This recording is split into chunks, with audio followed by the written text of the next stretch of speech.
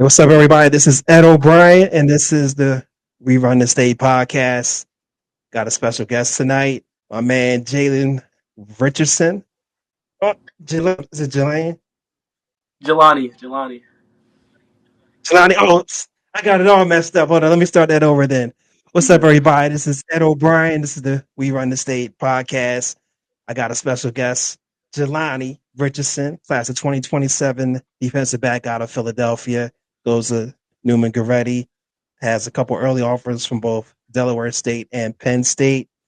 I actually got to see him a couple of times, including two times at my All-State Preps camps where he was a top performer at defensive back. Solid two-way corner that plays physical, can play both on-man, off-man zone coverage, isn't afraid to get physical, and is definitely one of the top 2027 D-backs to the region. So, Jelane, welcome to the show. I appreciate you taking the time. Appreciate you for having me, Coach. No problem at all. And we talked about this briefly before the start of this podcast. You guys just started fall camp, preseason camp. I guess you guys call it fall camp now. How was it like getting with the team together in that type of setting, coming off of the off season? It was great. Just having the team back as a full with all pads on, back in that connection, ready to go win was it's nothing better than fighting for your brothers and everybody just competing at a high level of intensity. Okay. And what are some things you guys did during the practice today? During practice today, we did team, we hit, we did a lot of conditioning today, just to get our bodies right for the next few days and the upcoming season. But today was just mostly like competitive drills. All right. So we'll get back to the upcoming season in a little bit. Let's backtrack a little bit, talk about your off season a little bit. I saw you a couple of times. I saw you earlier this year in February at my camp. I was impressed by your performance and just impressed with you as a prospect, from your size, your technique, and things of that nature. I know you have two early offers from both Delaware State and Penn State. Talk about how your recruiting process has been so far, and who are some of the schools that are showing a lot of interest but haven't offered just yet. Schools that's been showing a lot of interest are UNC, Maryland, Toledo, Akron, Temple, Buffalo, and Dartmouth College. All right. And as far as the schools that haven't offered you, and it's still early in the process, have they talked about like a time frame or something, or I guess discuss what else they would need to see before actually give you an offer? Most schools they really want to see my midseason tape this year, and they want to see me more in man coverage on my film. So that's what I'm working to get on this season. And actually, and I refreshed myself with your film before this podcast started. Do you guys play mostly a zone coverage? Yes, we play a cover three defense. Most of our Okay. secondaries in cover three. Okay. So they definitely want to see you do some man coverage things. Yes. All right. Now, as a prospect, and then I know you went to several camps. What's some of the feedback that you've received as far as what they like about you as a prospect? Because, and you can correct me if I'm wrong, I think you're listed at 6'1". I'm not sure much. I'm not sure about the way. I think I saw 170. I don't know how accurate that is. Yes, I'm listed at 6'1", 170. Okay. And what's some of the feedback that you've received from coaches? Feedback I've been receiving from coaches are they like definitely my size and my speed. I could work on my patience a little bit more as a corner. As much DBs need patience in the game because we're mimicking off of whatever the receiver does. So definitely they want to see patience, and once I get that down, I'll be even better than what I am. Now, how long have you been playing the cornerback position? I've been playing corner for 3 years. Yes. Okay. Is that the position you started at, or what was your favorite position initially? I Oh, always started corner. corner. Okay. Okay. So you've been a defensive guy this whole time. I've been a defensive guy my whole time. Yes. Excellent. Excellent. Now, have you ever played any safety? No, I haven't. I have not tried safety yet, but I'm looking forward to trying it this season. Okay, that's in the plans. Yes. Okay. What's some things that you like about playing the cornerback position? I love corner because it's the hardest job on the field, and I'm always down to take the responsibility of having a lot of accountability for myself. And just knowing that the game could be counted on you at some times is a big thing for me. And I love when I make plays. Corners make a lot of plays, either in the run game or the pass game. So I love that. Okay, and just one more question as far as recruiting goes. Again, I know it's early in your recruiting process, but are there some things that you are already looking for, and maybe some things you might discuss, with your parents or coaches, as far as what you're looking in a school, both on and off the field? I'm looking for a school that's like home away from home that makes me feel like I'm welcomed. I'm looking for a school that has a brotherhood. I'm also looking for coaches that's going to work hard on me and not just going to give me anything for free. I definitely want to work for what I have and what I can get, and know that I've worked for what I got. So I definitely want coaches to go hard on me and make me get what's wanted. Okay, let's talk a little bit more about the off season. What are some things that you've been focusing on as far as improving yourself as a cornerback during this off season? I've been working on my technique, man coverage technique a lot. I've been working on my speed, and I've definitely been working on my strength. Trying to get bigger is a big part of corner because I got to know how to tackle. Absolutely. And what's is there a specific area you think you've definitely grown more in the past several months? Yes, I've definitely got faster and stronger. And again, my man technique has definitely got way better. No doubt, no doubt. Because I remember seeing you in February, and I did see a step up in your game. I mean, you did pretty good in February at the camp, but when I seen you again, I could tell you definitely been working on your craft. So, do you watch a lot of film? Yes, I do. I do watch a lot of Okay. film. All right. And so, what's your approach to watching film? Have you been?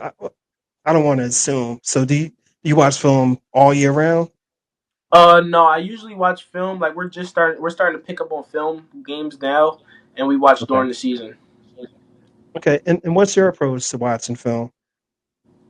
I definitely look at a team that how they run their offense and what formations they come out in because if I know that in the game, it'll be way easier to know when the ball is being thrown and who's getting the ball.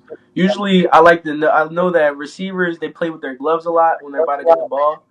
So just knowing that, I'm ready, and I look at that on film to see if they do that. That's an impressive tell. How would you describe your playing style as a defensive back? I say I'm. Hold on. There we go. I'll say I'm definitely a gritty type of corner and aggressive.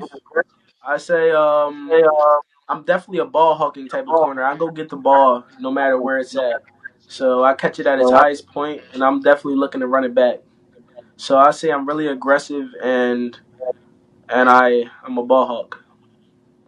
All right. Now, I played a little defensive back in my day. Wasn't as good as you, but when I played cornerback, my favorite defensive back to watch was Deion Sanders. So my question to you: Is there a defensive back, or is there a player either at the college or pro level that you look at as far as I don't want to say emulate, but you look at him like I want to do what he's doing or find out what he does to be as good as he is? Yes, I definitely look at Joey Porter Jr. on the Steelers. I look up Mm. to him a lot. I look at Sauce Gardner's another one. They're lengthy corners who are aggressive and could get the job done. So I look at to them a lot and learn a lot of game from them. Joey Porter Jr. from out Western PA. He go, I, I think I have this right. Going into his 10th grade year, he had been I think focusing on wide receiver. I'm not sure who told him, but he switched to defensive back going into I think it's 11th grade year, and you see what happens. So, and he's I think he Yeah, was about I think about can't remember his height. I don't know if he's 6'2" I or think he's six about three. 6'2". 6'2", yeah. So he switched positions because I know he had came down here to a camp as a wide receiver, but he switched over and that was that. So now, do you have a this is probably a bad question, but do you have a preference? I know you play a lot of zone for your team, but do you have a preference between zone and man, or it doesn't matter? You just gonna do what you do. I really like both, to be honest. Okay. I like both because in man coverage, it can show your technique way more, and most of your PBUs come from man coverage. But I also like zone because that's where you get your money at. That's where the interceptions are. So you can see the quarterback and where all the receivers are going. And also in zone helps your defense to talk a lot more and communicate.